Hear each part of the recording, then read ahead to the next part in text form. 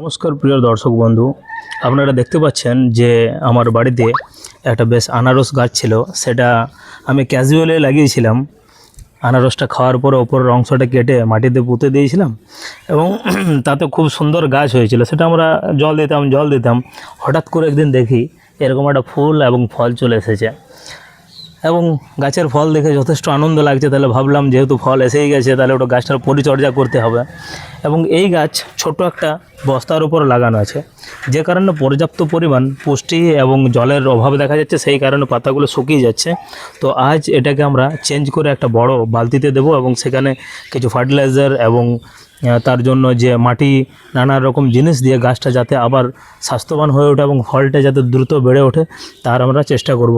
সুতরাং আজকে এই গাছটাকে আমরা পটিং করব একটা নতুন বালতিতে, যেখানে জলটা বেটার ধরে থাকবে এবং নতুন সয়েল ফার্টিলাইজার সব কিছু আমরা যাতে টাইমলি দিতে পারি। এটাতে কী হচ্ছে, জল দিচ্ছি কিন্তু জল বেরিয়ে চলে যাচ্ছে, যে কারণে দেখা যাচ্ছে পাতাগুলোর মধ্যে লাল ভাব। এই পাতাগুলো কিন্তু ডিপ সবুজ হয়ে থাকার কথা ছিল, এটা একটা গেরুয়া ভাব হয়ে গেছে। আমরা যখন এতে ফার্টিলাইজার জল ঠিকঠাক দেবো এই গাছটা কিন্তু আবার ঘন সবুজ বর্ণে পরিণত হবে এবং ফলটা দ্রুত বাড়তে থাকবে। ঠিক আছে, আজ দেখাবো আপনাদের কিভাবে আমরা এই পরিচর্যাটা করে থাকি। বাইরে ভীষণ রোদ, তাই গাছটাকে আমরা ছায়ার দিকে নিয়ে এলাম যাতে কাজ করতে অসুবিধা হয়, কারণ প্রচণ্ড গরম, গ্রীষ্মের তাপ দাঁড়িয়ে নেওয়া মুশকিল হচ্ছে।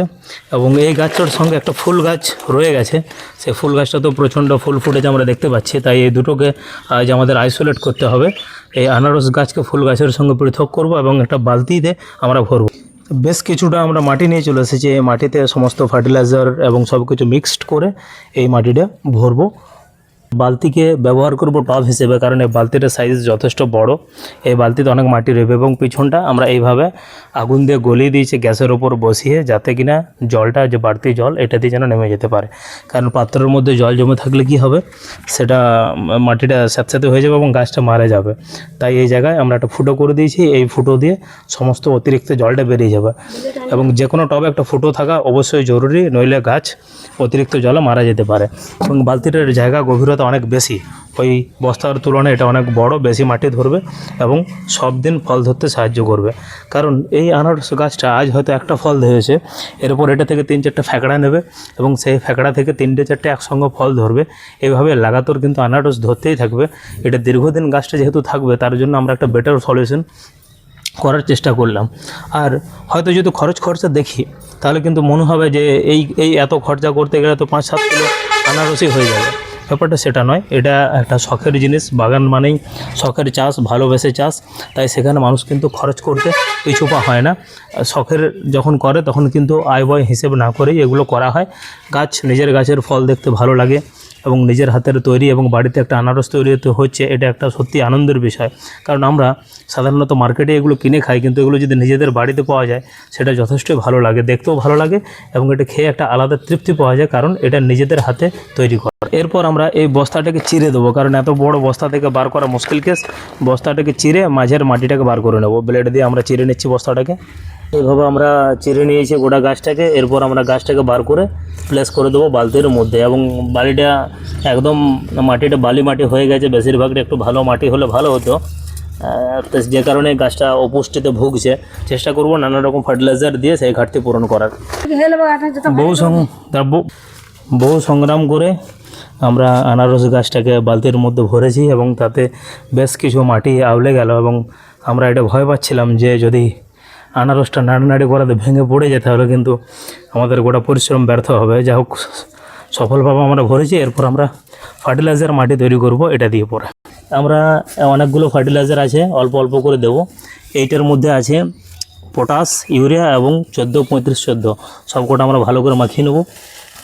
মাখিয়ে নিয়ে এটা আমরা কিন্তু মাঝে মধ্যে রেগুলারলি অল্প অল্প দেবো, একসঙ্গে এতটা তো প্রয়োগ করা সম্ভব নয়।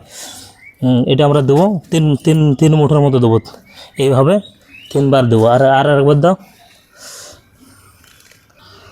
এইটা মোটামুটি আমাদের ফার্টিলাইজার পড়ে। এরপরে আমরা দেবো ঊর্জা, এটা হচ্ছে জৈব অর্গানিক, এটা জৈব সারের মতো কাজ করে। এটা আমরা 3 মুঠো দেবো। এর কোনো ক্ষতিকর দিক না, এটা কিন্তু কেমিক্যাল নয়। তারপর আস্তে আস্তে মাখাবো, আগে আমরা দিয়ে দিচ্ছি সবকটা। এটা হচ্ছে ঊর্জা, শক্তিমান কোম্পানির ঊর্জা। ঠিক আছে, এরপর আমরা অল্প করে দেবো ক্যালসিয়াম নাইট্রেট। এটা আমরা 2 মুঠো ভরে দেবো ক্যালসিয়াম নাইট্রেট। এটা গাছের এগুলো সব উর্বর শক্তি, গাছটাকে যাতে সবুজ তরতাজা করা যায় তার জন্য আমরা নানা রকমের জিনিস প্রয়োগ করছি দিলাম। এরপর পোকার হাত থেকে বাঁচার জন্য আমরা প্রয়োগ করব কার্বোফুরান অর্থাৎ ফিউরোডান। এটা দিলে গাছে পোকামাকড়ের উৎপাত কম হবে। তাহলে এটা দাও। এরপর সব কটা দিয়ে পরে আমরা মাটিটাকে মিশিয়ে নেব। অল্প করে আমরা সালফার দিয়ে দিচ্ছি। এটা হ্যাঁ সালফার এরকম ঠিকই দেখতে, মসুর কলাইয়ের মতো, ভাঙা মসুর কলাইয়ের মতো সালফার দানা। এটা গাছের পুষ্টিকর অনুখাদ্য, এটা দিলে গাছের বেশ ভালো কাজে লাগবে। তাহলে আমরা নানা রকমের উপাদান দিলাম, এগুলো কিন্তু বেশ মোটামুটি খরচ সাপেক্ষ, তো আমরা বারে বারে দেবো এবং একসঙ্গে আমরা দিচ্ছি না।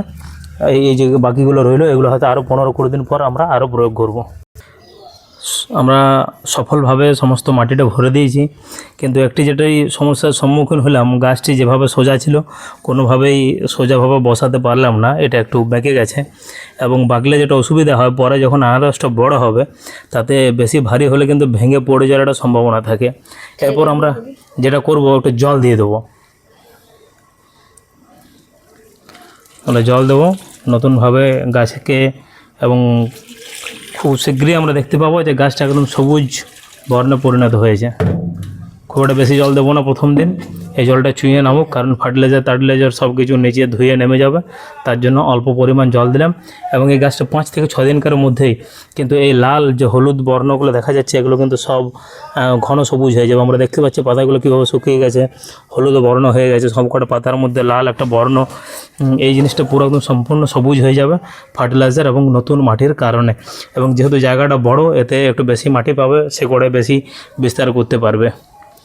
এবং যখন ফলটি বড় হবে তখন আমরা দেখাবো যে কীভাবে এই ফলটি থেকে আবার নতুন করে গাছ করতে হয়। এইভাবে আপনারাও কিন্তু বাজার থেকে একটা আনারস কিনে এনে একটা জাস্ট বালতি বা বস্তার মধ্যে লাগিয়ে দিয়ে বাড়িতে আনারস ধরাতে পারবেন। এবং এই প্রসেসটা হতে 2 বছরের মতো সময় লাগে, 1 থেকে 2 বছর লাগবে একটা গাছ, নতুন গাছ দেওয়ার পরে সেটাতে ফল আসতে। এবং একবার ফল চলে এলে সেটা প্রতি বছরে ফল ধরতেই থাকবে।